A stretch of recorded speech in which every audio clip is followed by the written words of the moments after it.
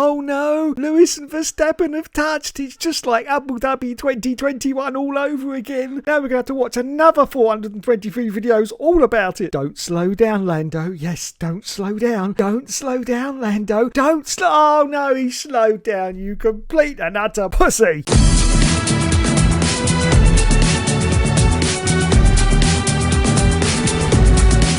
Hello everyone and welcome back to another video. Well, I have to say Formula 1 this year is starting to end up a little bit like the Mafia. Just as I think I'm out, they drag me back in again. Yes, I said at the start of the year to myself, not to my lovely YouTube viewers, that if 2024 was going to turn out to be as boring a season as last year, that this was going to be my last year reporting, making videos or anything like that in Formula 1.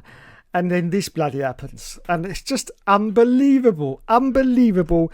Once again, special congratulations has to go to Maxi Boy Verstappen's engineer, because he is one of the most professional guys in Formula 1 right now. He really is, because he has to deal with a petulant child called Max Verstappen. Isn't it amazing how Max is all, simply lovely, when he's winning, but when he's not winning, everything is everybody else's fault, but it's not bloody mine. No. The conversations between him and his engineer was just ridiculous. In the end, the engineer said, I'm not doing it. I'm not doing it. I'm not reporting that. That's just silly. I was sitting there going, yes.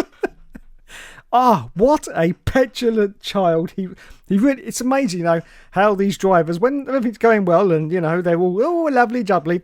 And then, of course, when it doesn't go well, they just throw all their toys out of the pram. And Max Verstappen has done just that. Now, I believe this is a turnaround. And I also believe that Red Bull are really up against the ropes.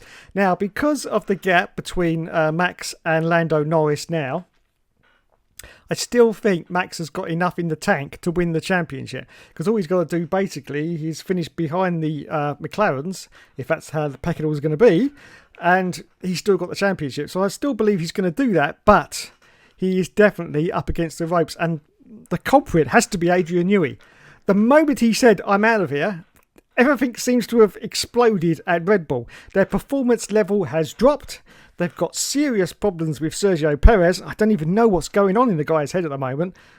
I don't know. Now, he did get it in the points. He did finish, I think, 7th or 8th. So well done to Checo for dragging it from, last place up to there. So well done. But I don't know what's going on with Checo. But Maxi Boy as well has to take some of the blame for this, because I just don't know what's going on in his head. He's turned into a Boogie 2988, if anyone knows who that is. Yes, that's now the new Max Verstappen, yes. Just everything is wrong, I've got the brake bias down, -5, and I still can't turn going to the corners. That's your fault. That's your fault. And oh my goodness, why did you make us... it's just ridiculous.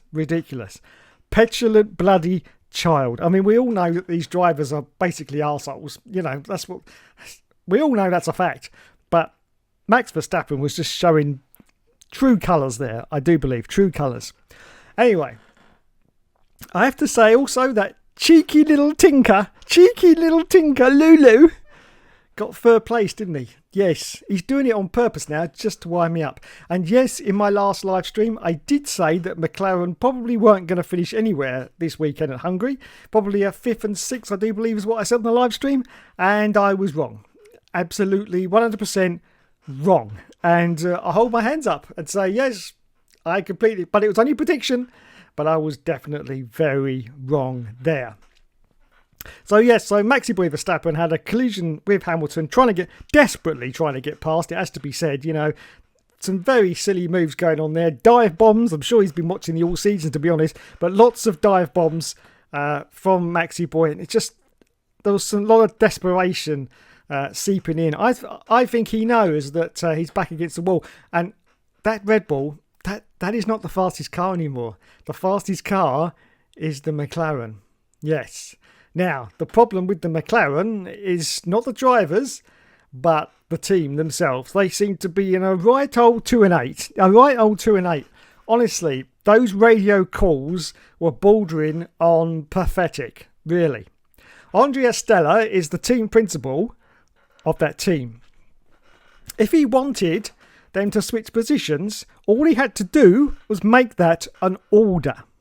Lando Norris was not going to get sacked under any circumstances. You don't sack someone for not, obeying an order. You just give him a right bollocking afterwards. But he's second in the championship right now, just behind Max Verstappen. There was no way he was going to get sacked for this. But the way it was played out and the way it panned out, the way the engineer was saying, look, I'm really trying for you, Lando. I'm really, I'm in your corner. You know that. I'm trying here. But the way, it was coming across as though this was a life or death situation. And all it was two cars swapping positions. That's all it was. Okay. And as I say, Lando wasn't going to get sacked if he didn't do it. Of course he wasn't. He's second in the bloody championship. And as I say, if a boss issues an instruction, then you follow it. But why didn't Andrea Stella do that? He could have just said, Lando, slow down and let Oscar's pastry go past. How simple is that? Lando Norris is an employee of McLaren. That's all he is. Yes, Andrea Stella is his boss. If his boss wants to make an instruction, then he should do so and not be such a pussy about it. Because looking at that last night, I was just like, what the hell are you doing? If you want him to pass, just bloody tell him. And of course, Lando, being a racing driver, didn't want to obey the instruction, which is understandable. No racing driver wants to get out of the way. The one I feel most sorry for, actually, is Oscar's pastry. What a hollow first victory that must have been for him. He didn't win on merit. He won because his teammate slowed down and let him past. I mean, that's just absolutely crazy. And why was all this going on anyway? Just because of some pre-agreed thing before the start of the race? Is this what this was all about? I mean, the difference is what, 6 or 8 points, and that's it. Now, I hope when it comes to the end of the season that if the form of McLaren continues and Lando Norris continues in that form, I hope at the end of the season Lando Norris doesn't not win the championship for the sake of 6 or 8 points. Because if so, Lando will be absolutely incandescent with rage, and I can exactly see why. It was just crazy. Those radio calls were just pathetic. They really were. I was just beyond the pale. Just tell him to slow down. If that's what you want, then tell him. It's simple. You're the boss. He's the employer. He has to do what you tell. But if you don't give the instruction, he's not going to do it. He's a human being like everyone else. If you don't get told what to do, you ain't going to bloody do it, are you? That's just human nature, isn't it?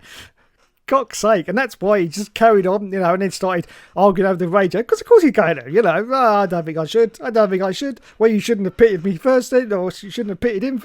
And it's understandable, He's a racing driver. He wants to win that race. That's what he wanted to do. But of course, in the end, I think with just 3 laps to go and the team basically exploding for some unknown reason, saying, the last radio call was, Lando, if we get a safety car now, we're going to be in real trouble. And I was like, what the fuck? What the actual fuck? And so I think with just 3 laps to go, he did slow down. Now, the stupidity of this is the gap. He had 6 seconds over Oscar's pastry, which is ridiculous. If Lulu was right up Oscar's pastry's arse, they wouldn't have been able to do it anyway, because, it was too critical for the car behind. But there was a good, I think, another 5 or 6 second gap before Lulu. So they're okay anyway in that regards, but it's a stupid move.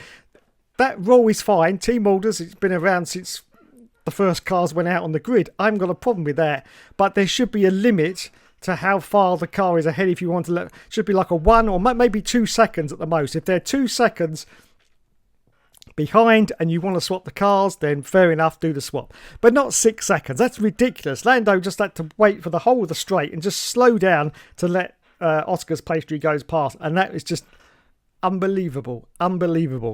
Head should roll at McLaren. They're a very good team. They've got a very fast car at the moment, but the management and the way it's run, we've seen that in the strategy calls the last few rounds, it's like amateur hour. It's like Keystone Cops, it really is.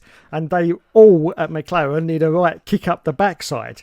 Okay, and if Andrea Stella isn't doing it, then he needs to get his arse in gear and start issuing orders and not just thinking to himself, well, it's all right. Lando will do it.